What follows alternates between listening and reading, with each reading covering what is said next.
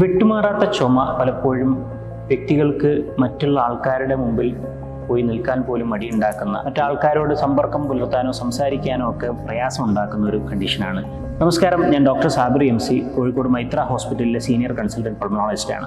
ഞാൻ സംസാരിക്കാൻ ഉദ്ദേശിക്കുന്നത് വിട്ടുമാറാത്ത ചുമ എന്ന വിഷയത്തെക്കുറിച്ചാണ്. പ്രത്യേകിച്ചും സ്ഥായിയായിട്ടുള്ള ചുമ ഏകദേശം 8 ആഴ്ചയോളം നീണ്ടു നിൽക്കുന്ന ചുമയാണ്. അത്രയും നാൾ ഈ ചുമ നീണ്ടു നിൽക്കുമ്പോൾ പലപ്പോഴും നമ്മൾ ചെയ്തുകൊണ്ടിരിക്കുന്ന ഒരു പ്രവണത, മെഡിക്കൽ ഷോപ്പിലൊക്കെ പോയിട്ട് കഫ് സിറപ്പൊക്കെ വാങ്ങിച്ച് കഴിക്കുക, താൽക്കാലിക ശമനം വരുത്തുക, പിന്നെയും മുന്നോട്ട് പോവുക എന്നുള്ളൊരു രീതിയാണ്.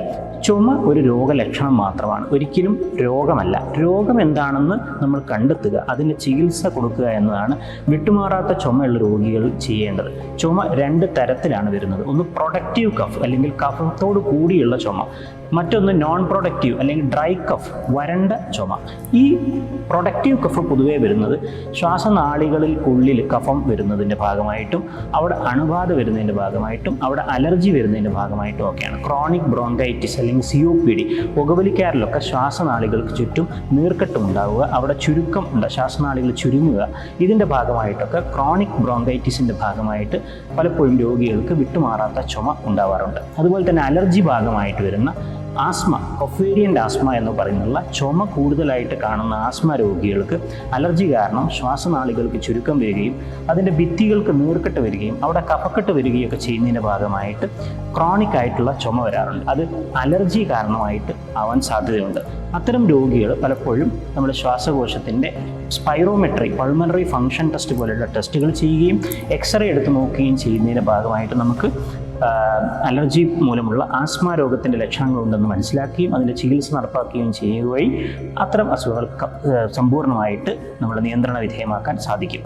മറ്റ് ഇതുപോലെ തന്നെ ശ്വാസനാളികൾക്കുള്ളിൽ വരുന്ന അണുബാധകൾ, ചിലർക്ക് TB പോലുള്ള അണുബാധകൾ വന്നു കഴിഞ്ഞാൽ പലപ്പോഴും കഫത്തോടു കൂടിയുള്ള ചുമ വരാം, അതിൻ്റെ കൂടെ ചിലപ്പം കഫത്തിൽ രക്തത്തിൻ്റെ അംശം വരാം, അതുപോലെ ശരീരത്തിൻ്റെ ഭാരക്കുറവ്, വൈകുന്നേരങ്ങളിലുള്ള പനി, അതൊക്കെ പലപ്പോഴും അതിൻ്റെ കൂടെയുള്ള ലക്ഷണങ്ങളാണ്. ഇതുപോലെ തന്നെ വരണ്ട ചുമ, ശ്വാസനാളികൾക്ക് ചുറ്റും ഉള്ള അതിൻ്റെ വായു അറകൾ, ആൽവിയോള എന്ന് പറയുന്ന വായു അറകൾക്ക് ചുറ്റുമുള്ള ഇൻഡസ്ട്രീഷ്യത്തെ ബാധിക്കുന്ന അസുഖമായിട്ടുള്ള ഇൻഡസ്ട്രീഷ്യൽ ലങ് ഡിസീസ്, ശ്വാസകോശത്തിന് ചുറ്റുമുള്ള ആവരണമായിട്ടുള്ള പ്ലൂറയെ ബാധിക്കുന്ന പ്ലൂറൽ ഡിസോർഡേഴ്സ്, ഇതൊക്കെ പലപ്പോഴും വരണ്ട ചുമയാണ് കൂടുതലായിട്ട് കാണുന്നത്.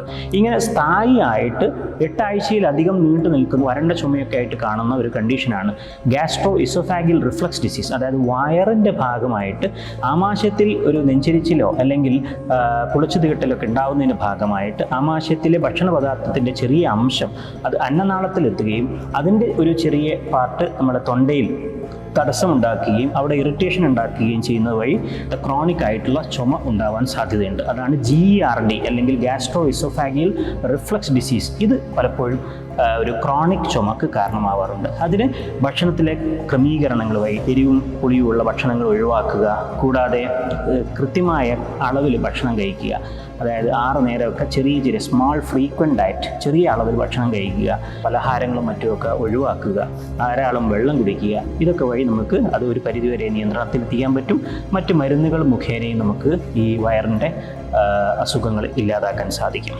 ഇതുപോലെ മറ്റ് പോസ്റ്റ്നേസൽ ഡ്രിപ്പ്, നമ്മൾ മൂക്കിൻ്റെ അറ്റത്തുള്ള ചെറിയ കഫത്തിൻ്റെ അംശം തൊണ്ടയിലേക്ക് ഇറങ്ങുന്നത് വഴി ഉണ്ടാകുന്ന ഒരു ചുമയും ചിലപ്പോഴും വിട്ടുമാറാത്ത ചുമക്ക് കാരണമാവാറുണ്ട്. അത്തരം രോഗികളിൽ നെയ്സൽ സ്പ്രേയുടെ സഹായത്തോടു കൂടിയൊക്കെ നമുക്ക് അത്തരം രോഗങ്ങൾ നിയന്ത്രണ വിധേയമാക്കാൻ സാധിക്കും. പലപ്പോഴും 50 വയസ്സിന് മുകളിലുള്ള പുകവലിക്കാരായിട്ടുള്ള ആൾക്കാരിലൊക്കെ സ്ഥായിയായിട്ടുള്ള ചുമ കാണുകയും അതിൻ്റെ കൂടെ രക്തത്തിൻ്റെ അംശം കാണുകയോ ശരീരഭാരക്കുറവ് അനുഭവപ്പെടുകയോ ഒക്കെ ചെയ്യുകയാണെങ്കിൽ അത്തരം രോഗികൾ ചെസ്റ്റിൻ്റെ ഒരു എക്സ്റേ എടുത്ത് നോക്കിൽ എന്തെങ്കിലും അർബുദത്തിൻ്റെ ലക്ഷണം ഉണ്ടെങ്കിൽ ബ്രോങ്കോസ്കോപ്പി, ശ്വാസനാളികൾക്കുള്ളിലൂടെ പ്രവേശിച്ച് ഉൾഭാഗം പരിശോധിക്കുകയും ചെയ്യും, ബയോപ്സി എടുക്കുകയൊക്കെ ചെയ്യുന്ന പരിശോധനയാണ് ബ്രോങ്കോസ്കോപ്പി. അത്തരം പരിശോധന വഴി നമ്മൾ അർബുദ രോഗത്തിൻ്റെ ലക്ഷണം ഉണ്ടോ എന്നുള്ളത് പരിശോധിക്കേണ്ടത് ആവശ്യമാണ്. കൂടാതെ CT സ്കാൻ ചെയ്യുക വഴി നമ്മൾക്ക് മറ്റസുഖങ്ങളോ അർബുദ രോഗത്തിൻ്റെ ലക്ഷണമോ ഉണ്ടോ എന്നുള്ളത് കൃത്യമായിട്ട് മനസ്സിലാക്കാൻ സാധിക്കും. പലതരത്തിലുള്ള അസുഖങ്ങൾക്ക് സാധ്യത ഉള്ളതുകൊണ്ട് തന്നെ അത് കണ്ടെത്തി അതിൻ്റെ ടെസ്റ്റുകൾ ചെയ്ത്, ഉദാഹരണത്തിന് എക്സ്റേ എടുത്ത് നോക്കും, സ്പൈറോമെട്രി പൾമണറി ഫംഗ്ഷൻ ടെസ്റ്റ് ചെയ്ത് നോക്കുക. അതൊക്കെ വഴി ടെസ്റ്റുകൾ ചെയ്ത് അസുഖത്തിൻ്റെ രോഗനിർണയം നടത്തിയതിന് ശേഷം മാത്രം നമ്മൾ ചികിത്സയിലേക്ക് കടക്കുകയാണ് ചെയ്യേണ്ടത്.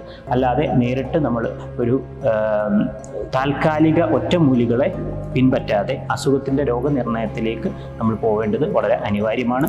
അതുകൊണ്ട് വിട്ടുമാറാത്ത ചുമ ഉള്ള രോഗികൾ രോഗനിർണയത്തിന് ശ്രമിക്കുകയും അസുഖത്തെ പരിപൂർണമായി നിയന്ത്രണ വിധേയമാക്കാൻ ശ്രമിക്കുകയും ചെയ്യേണ്ടതാണ്. നന്ദി, നമസ്കാരം.